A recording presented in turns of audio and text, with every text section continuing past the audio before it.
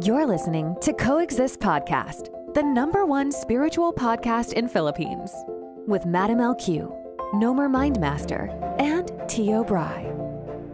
Yon, welcome again to Coexist Podcast. Nakatingin ako kay Tio Bry, nagkakamot pang ganun eh. No. Episode 3 tayo. Yes. Hindi episode 3. Episode ano na ba tayo? Basta natin layo sure. na. Layo na. I lost count. Andito ulit tayo para mag-discuss ng mga topics na may kinalaman sa spiritual at saka sa buhay-buhay. Ikaayos ng buhay nyo. Ikaayos ng buhay nating lahat. Yes. Ang ganda ng topic ngayon, ha? Di ba? Ito yung pinakaugat ng spirituality. Healing your childhood wounds. Yes. Pinakaugat ng healing talaga. Yes. Lahat kasi ng wounds natin is usually rooted sa pagkabata. At Nangyari sa bakit pagkabata. ganon? O, Bakit bakit ganon? Tsaka, behavior din ng magulang natin. Diba? Yun din yung na-absorb natin. Nakita natin sa magulang natin, yun yung na-absorb natin, both good and bad. Diba? Yeah.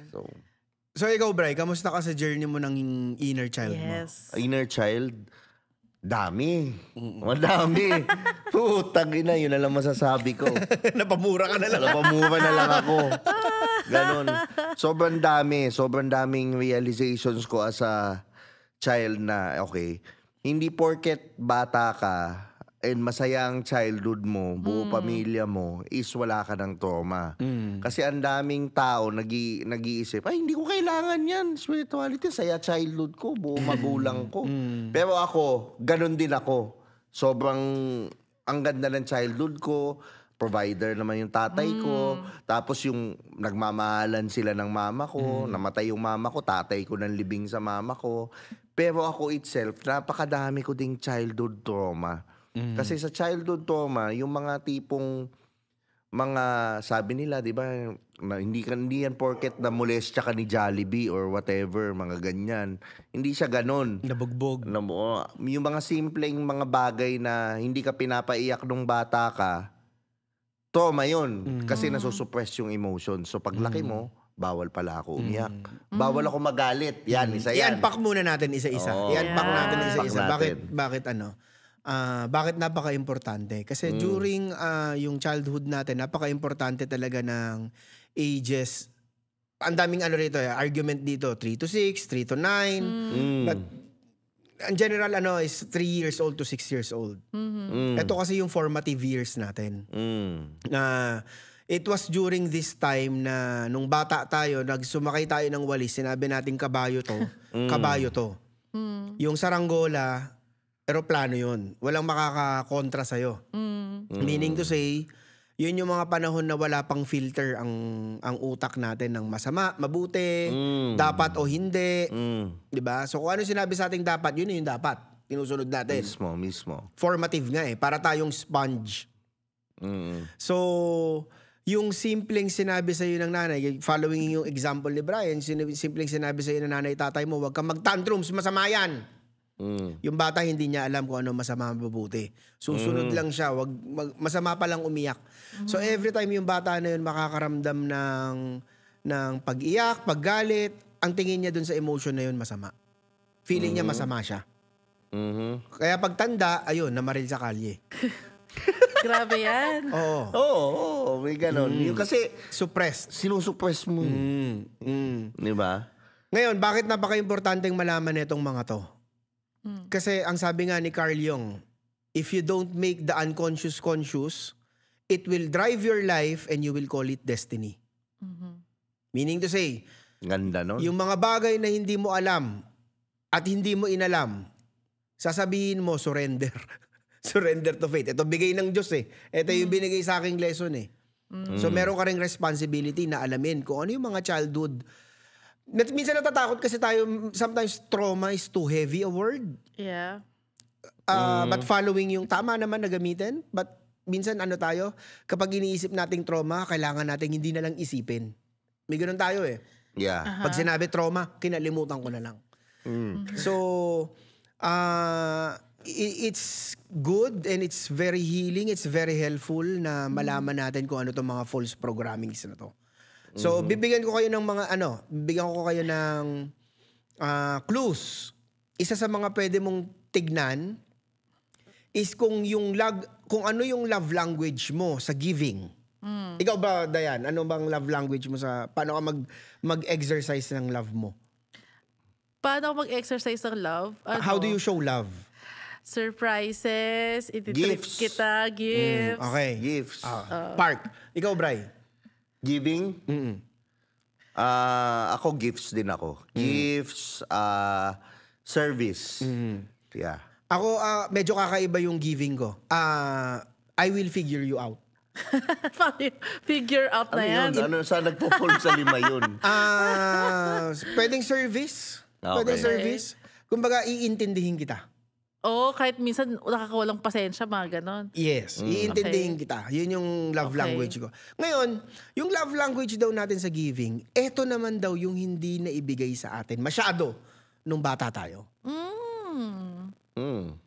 So, service, so probably kung ang love language mo is service, perhaps magandang tignan baka yan yung hindi masyadong na-provide sa'yo. Magulang mo, no? Ng magulang mo. Or the lack thereof. Sometimes, yung may mga tao na lumalaki, paano yun pag wala akong magulang? O paano yun pag isa lang yung magulang ko? Medyo mas mahaba-habang pag-workout yan. Again, walang mali sa'yo ha. Hindi kita sinasabing mali. Ano yan? May medyo mas matrabaho lang ng konti. Yung sa receiving naman, kung paano mo gustong mag-receive ng love, yan naman yung magandang na i-provide sa'yo ng parents mo. Yeah. So how do you want to be loved? Quality time. Quality time. Physical touch. Physical touch. Ako naman, I Alam want niyo na. to... sa akin, service din. So, gusto ko, tawag dito, service. Yung inaasikaso ko. So, yun naman daw yung naibigay sa'yo ng magulang mo. Yun naman yung na-appreciate mo sa magulang mo. Okay. Ayan. So ano naman yung significance nito sa buhay-buhay mo ngayon? Yung triggers natin, most of the time, meron siyang kinalaman sa original wounds natin nung kabataan. Ikaw, Brian, anong mga downloads sa'yo ng mga recently? Dami. Yung isa, hindi ko pwedeng i-share. Ay, pero ibig sabihin, grabe yan. madami. Pero number 1 sa akin, hinahampas ako ng report card nung bata. Pag may 79 ka. Ba, mga 79, line of 7, tatay ko hampasin akong report Grabe card. yan. Ganun sila dati. I mean, ganun din sila pinalaki. So, it's So, doon ang galing yung, nung paglaki ko, doon ang galing yung parang pagbobo, nagagalit ako. Kasi yun yung, it reminds me of that childhood na feeling ko bobo ko. Pag nahampas ka ng report card. Pangalawa, yung okay naman yung buhay namin, pero laging, ay, mahal yan. Ay, hindi natin kaya yan kasi mahirap lang tayo. Ay, kumbaga, yung parents ko, they made it in life. Maayos yung financial, pero yung utak, andun sa survival mode. Parang ganon. So, nadala ko siya. So parang feeling mo rin, may takot kang maubusan. Ganun. Oo. Tapos yung attention din na napunta sa kapatid ko, dahil kasi matalino siya. Na-realize ko rin yan, na pag lumalaki ako, andun ako sa energy of, kaya ako ginagawa yung mga bagay, andun ako sa energy of proving to other people, proving to my parents, proving to mga kamag-anak na I'm better. Hindi sa nandun sa energy na it's because gusto mo lang. I'm passionate Love. and it's not in the right kind of energy. So sa akin It's yun. to ask love, but not from love. Oo, it's to ask love. And it's for people pleasing. Yun. Tapos ando na sobrang, dahil kasi unworthy ka, feeling mo unworthy ka, feeling mo hindi mo nakukuha yun. So ikaw, wala kang boundaries. Feeling mo, tinatanggap mo yung mga ganitong treatment sa relationships, tinatanggap mo yung mga ganyang, kasi feeling mo, yung ka lang. Parang ganun, wala kang self-worth. Yun, dami. Pwede kang mag-set ng intentions, magsulat ng affirmations, at mag-visualize araw-araw. Pero kung may dala kang unhealed wounds, limiting beliefs, at energetic blockages, lagi kang makakaramdam na parang mabagal, stuck, o laging unreachable or mahirap magkatotoo ang mga manifestations mo. That's why on May 25, we are holding intensive healing ceremonies at the Love and Light Festival. Kasi ang manifestation, hindi yan basta wish at waiting game. Kailangan match din ang energy mo para dumating yung gusto mo. Pero paano kung may mga takot, doubts, at past traumas na hindi mo pa namamalayan? Yan mismo na nagbablock sa mga manifestations mo kaya hindi mo pa na-fully receive. Sa May 25, at the Love and Light Festival, we are not teaching just manifestations. We are guiding you through deep healing, energy clearing, and full alignment so you can finally receive what's meant for you. If you're ready to clear your energies and manifest like never before, join us. This is more than an event. It's a sacred portal of deep healing, powerful manifestation, and spiritual awakening. What awaits you? Intensive healing energy sessions, transformational workshops for deep soul healing, manifestation rituals under the new moon, ecstatic dance to release stagnant energies, tarot and oracle card readings, crystal healings, and mystical bazaars, and many more. See you guys sa May 25 sa Love and Light Festival.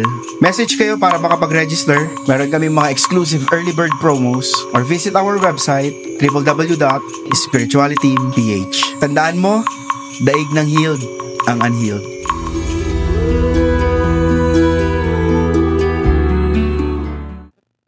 Sa akin yung pinaka-recent ko yung 'di ba sabi ko kanina yung yung iintindihin kita. Aha. Meron akong feeling nung bata ako na halimbawa, may gusto akong laruan. Bibili naman ako. Pero yung ibibili sa akin hindi yung gusto ko. Tapos yung in comparison yung pinsan ko na kasing edad ko, sa perception ko, yung mga laruan na gusto niya, yun yung binibili sa kanya. So, kaya nung pagtanda, meron akong, kumbaga, ang naging love language ko is iintindihin ko yung tao ko anong gusto niya. Pero, but in the same manner, natitrigger din ako kapag bakit hindi nyo mag-gets yung gusto ko? Parang ganon. Bakit hindi nyo, natitrigger ako kapag hindi ako naiintindihan? So, yun yung pinaka-recent na nahinil ko na childhood, quote-unquote, trauma. Ikaw, Dayan. Childhood trauma. I mean, Ilan ang binigyan mo ng childhood trauma? Wait, childhood trauma or triggers? Ganon? Yeah. Oh. Triggers? Yes, walang trigger. Meron. Pero kasi ano ba? Yung triggers ko talaga ngayon, which is existing pa until now, is yung magpapa-advise ka sa akin. Tapos sasabihin ko sa'yo yung sagot. Tapos hindi mo susundin yung sagot. Tapos at the end, masasabi mo, tama naman yung sinabi ko.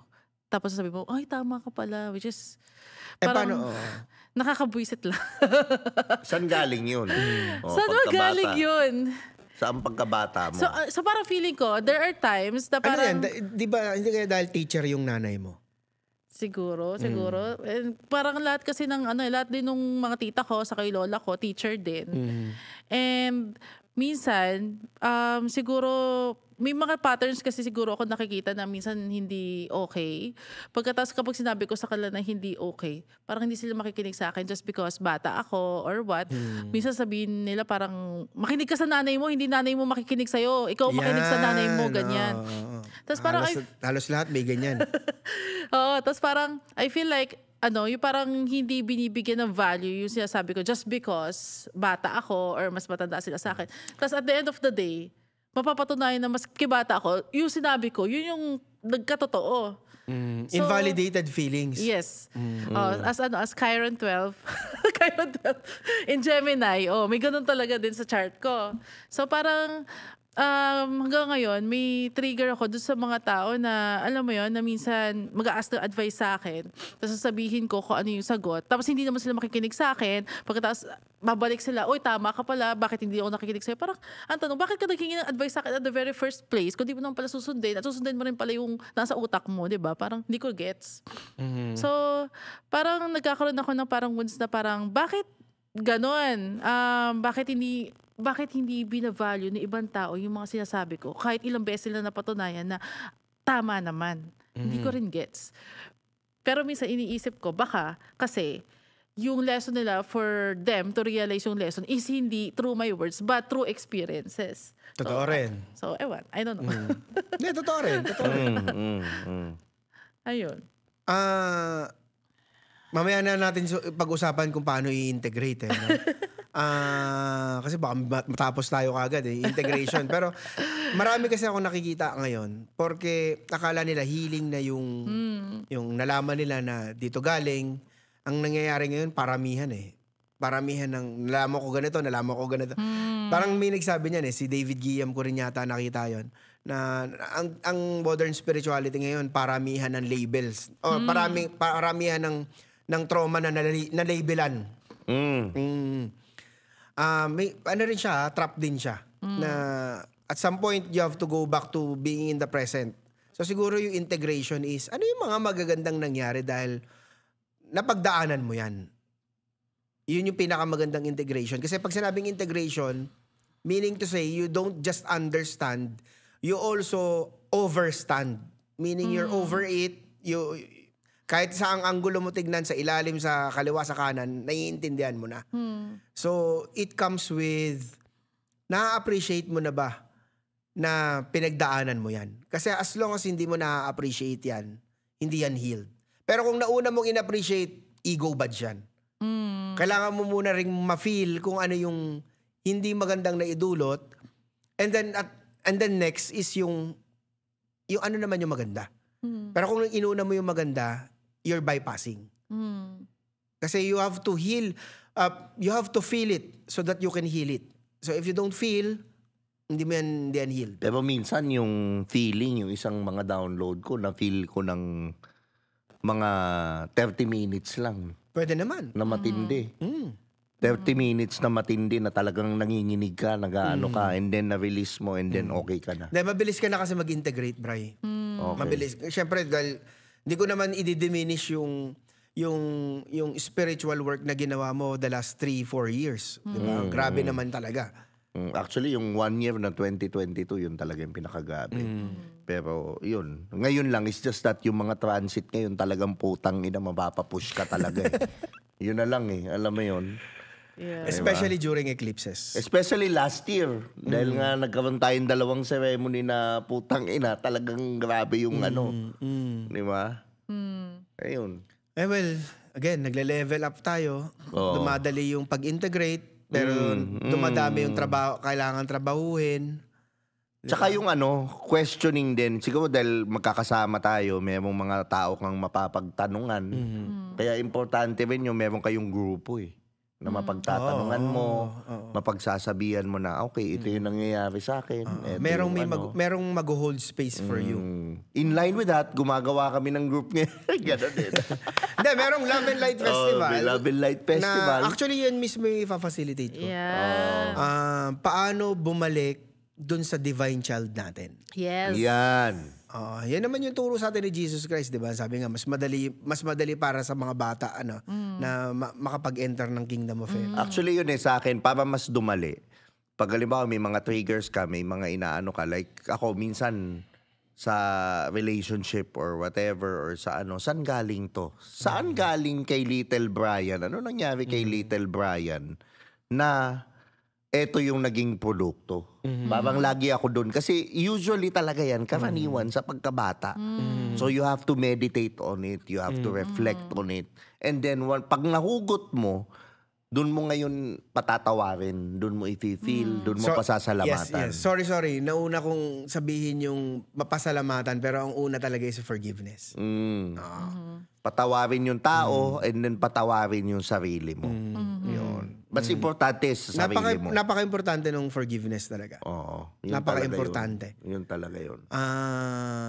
Again, yun yung sinasabi ko, may framework yan na gagawin natin sa Love and Light Festival. Hindi ako yung mag-heal sa inyo, but rather I will teach you how to heal yourself. Yeah. Yun.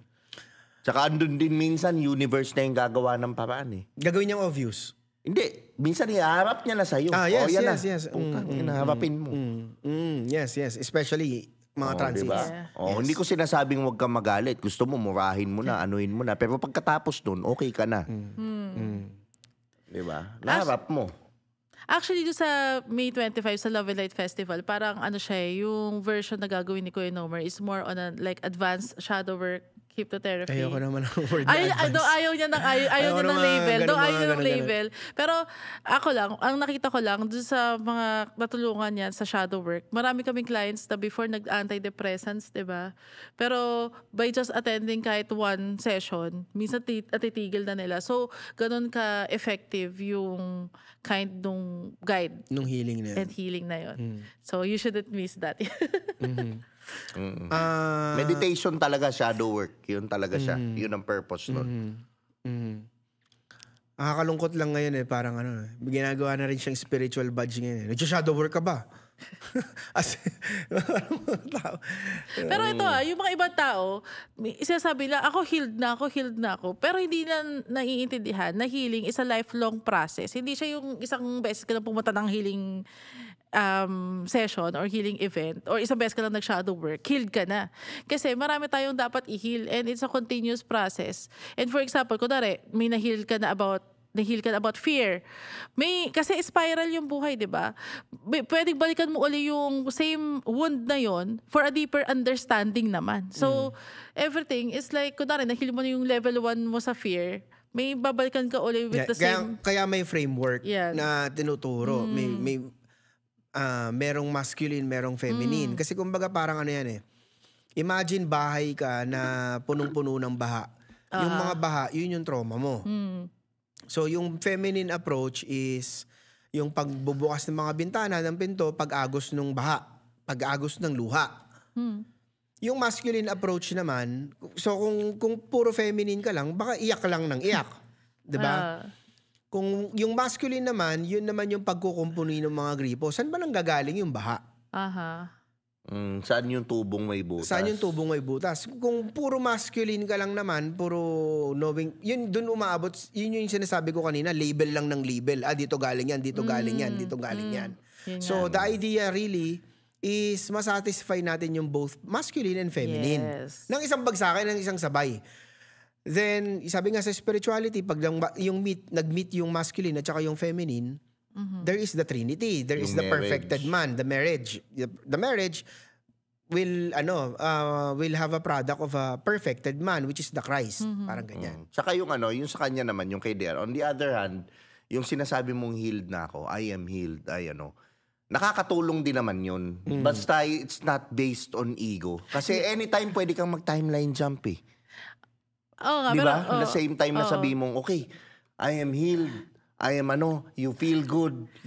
I release it. I think dalawang POV siya. Okay. If you are just using it for affirmation to heal like specific illnesses, it's okay. Pero when it comes to your like character or spirituality, sasabi mo, kunwari, as a spiritual person, you are already healed of all of your traumas and all of your wounds.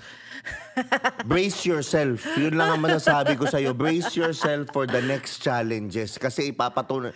Sabi ni universe, healed ka na. Sige nga, test natin. Boom! Okay, lahat ibalik natin. Kasi may mga naririnig ko na parang mga ibang tao na parang, hindi kasi kayo healed, kaya hindi nyo ako nagigets. Parang may mga ganon. Hindi, tsaka yung mga, ayan ka na naman, you're projecting. Di ba? May mga ganon, yung mga may spiritual ego na mataas, na parang okay. Pero again tinitignan ko yan as part din ng journey nila. Yes, part din ng journey nila. Pero again, if you don't make the unconscious conscious, it will drive your life. Yan lang naman yan.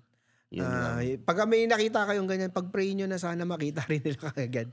Oo. Yes. Yung sinasabi mo nga na may all evil eye don't go, sinasabi na may all evil eye go blind. Hindi, dapat may all evil eye see the light. Yep. Yes. Tapos may sasabi pa sila na parang dapat daw return to sender yung evil eye. Para sa akin, all energies are energy yan. Kahit good or bad. And you can use that to transmute. How about transmuting the bad energies ng mga evil eye na yan to something good? At saka yung energies hindi tanga. Yung energy hindi yan tanga na biglang pumunta sa'yo ng bara-bara lang. Ang energy merong yan. May divine intelligence yan. Because it's divine itself. Saka bakit mo na-attract, no? So, again, look within. Nandyan yan, may sinerve na purpose yan. In the same manner, kaya ka may doubt, Ibig sabihin, may purpose yung doubt mo. In the same manner, meron kang galit, may purpose yung galit na yan. And hopefully, makita mo kagad yung liwanag ng purpose na yun. Yes. So, yun yung tinatawag na alchemy na from darkness into light. Diba? And again, walang maling nangyayari sa buhay mo. It's just so happen na kailangan mo yan, journey mo yan, kailangan mong pagdaanan to kasi ito yung magdadala sa'yo dun sa dapat. Yan. Yes. So every challenges is a chance for growth, 'di ba? So kung wala ka ng challenges, parang doon ka dapat mag-worry kasi ibig sabihin stuck ka. Stuck ka na, wala nang progress eh. Para sa akin eh. Mag-ascend ka ng hayop ka, 'di ba? Hindi ka na nagpo-progress eh. Ready ka na pala, alam mo na lahat eh, 'di ba? Yeah. Yun.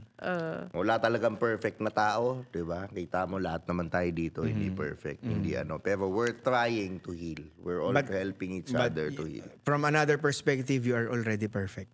Yes. Yes. Actually, yung mga imperfections mo, that what makes you perfect eh. May ganon. Yeah. Tama. So again, May 25, 'di ba, ililink namin saan kayo makakabili Love and Light Festival. Lahat ng practitioners, actually, mga practitioners namin, the best practitioners. Yung iba teachers kasama. pa, mga teachers pa namin. Yes. Oo, teachers nandun, DJ Lunyo, may party tayo. And then, ang pinakamaganda dito sa akin is you can interact with us, you can interact with like-minded people. Magkakaroon kayo ng safe space. Who knows? Pagkatapos nun, may tropa ka ng mga spiritual na mapagtatanungan mo kagaya nung meron kami. Diba? So, yun. Yes, and actually, after nung ating event sa May 25, we're also planning to hold mini retreats, for intimate, alam mo yun, intimate retreat. So, parang kung sino interested, we can just talk about it para masama ko namin kayo sa lineup para doon sa mga pwede doon sa intimate retreats. And it's so exciting. Yeah. Yep. Ayun. So don't forget guys, if you want to join or buy the tickets for the Love and Light Festival, available pa yung early bird tickets.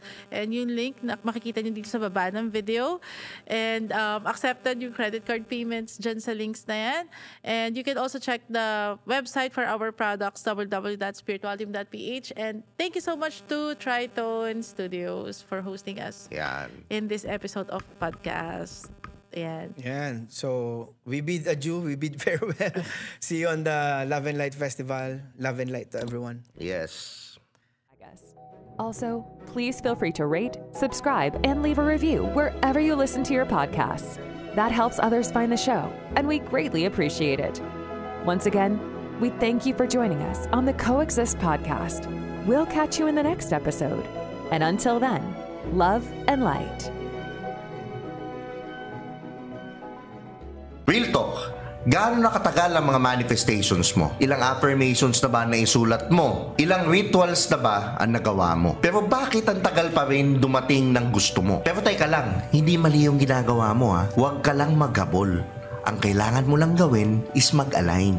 Yung mga bagay na daladala mo sa subconscious mind mo na hindi ka fully aware, like past wounds, traumas, fears, doubts, yan na nagkakos ng mga energetic blockages na humaharang sa manifestations mo. Kaya kahit anong gawin mong rituals, parang may kulang. The key to unlocking your manifestations is healing first. At yan mismo ang gagawin natin sa Love and Light Festival sa May 25. Dito hindi lang tayo magmamanifest. Sabay-sabay tayong mag-heal, magtatanggal ng energy block, aalay ng energies. Para hindi mo na nga kailangan maghabol, ikaw mismo ang magiging magnet ng mga pangarap mo. Full pack tong araw na to para sa healing and manifestation, plus may workshops pa. Eto pa ngayon, may up to 60% discount sa early bird tickets. Plus, kung mag-register ka this month, makakakuha ka ng free New Moon Jar Ritual sa May 25. Kung naghihintay ka ng sign, eto na yun. Stop chasing, start attracting. Step into your power. See you sa Love and Light Festival! Tandaan mo, daig ng healed ang unhealed.